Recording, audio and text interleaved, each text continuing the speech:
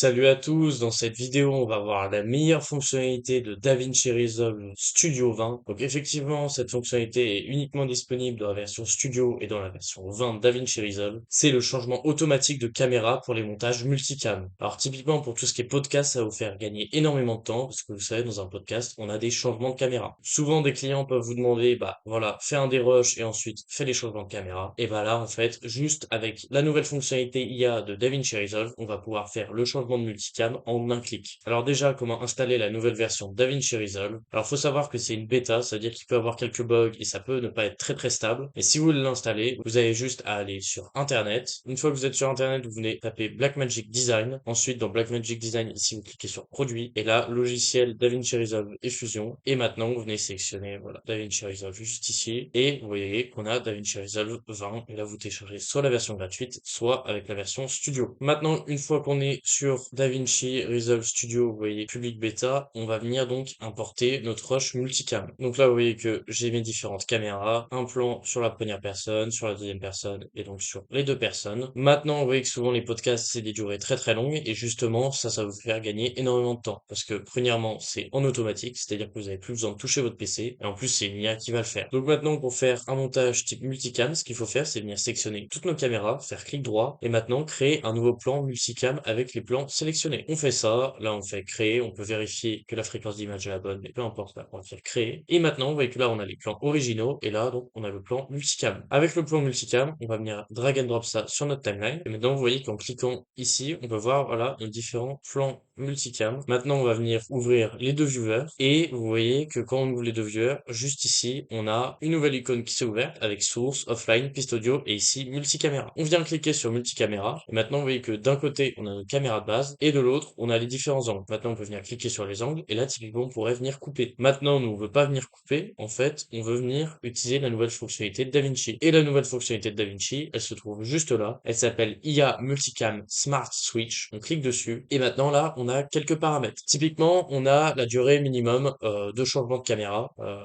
Donc juste là et juste là. Ensuite ici on peut venir choisir si on veut la qualité en plus rapide ou en meilleur. Maintenant ici on vient choisir si on veut utiliser uniquement l'audio pour en fait détecter les moments où il doit avoir les switches de caméra. Donc ça qu'est-ce que ça veut dire? En fait DaVinci va avoir deux méthodes pour détecter s'il faut faire un switch de caméra ou non. La première c'est bien évidemment avec l'audio. S'il voit qu'une personne parle, il va faire un switch sur cette personne. Mais quelquefois on a un seul audio typiquement pour tout notre podcast. Ce que DaVinci va faire aussi c'est qu'il va venir analyser en fait les mouvements des lèvres. Et donc si on vient cocher cette case, il va utiliser uniquement l'audio. Donc vaut mieux pas cocher cette case car ça sera moins précis car ça va utiliser uniquement l'audio. Moi je préfère que ça utilise l'audio et en plus les mouvements des lèvres. Et donc on va laisser cette case décochée. Et donc là on pourrait venir cliquer sur Analyze. Sauf que là pour la vidéo j'ai pas envie d'analyser tout le podcast. Donc en fait je vais juste voilà analyser une petite partie. Donc typiquement on va venir prendre juste cette partie là. On va se rendre dessus et là je vais faire donc Analyze. Là ça va prendre un petit temps pour tout analyser. Vous voyez que c'est quand même assez rapide. Là ça fait du 27 frames par seconde. Et donc là on a juste à attendre que l'IA fasse son travail. Et donc là vous voyez que c'est fini. Et maintenant si je viens zoomer, vous voyez que là, tac, il va avoir On fait, automatiquement un ouais, premier changement de je caméra, suis con- un deuxième. Si je m'avance, là il va y avoir d'autres changements de caméra. Donc à chaque fois quand la personne parle, et vous voyez que là donc on a d'autres changements de caméra. Maintenant vous voyez que là on a fait pour une durée 4 minutes jusqu'à 7 minutes. Donc ça fait à peu près une minute d'analyse par minute de rush. C'est-à-dire que là mon rush est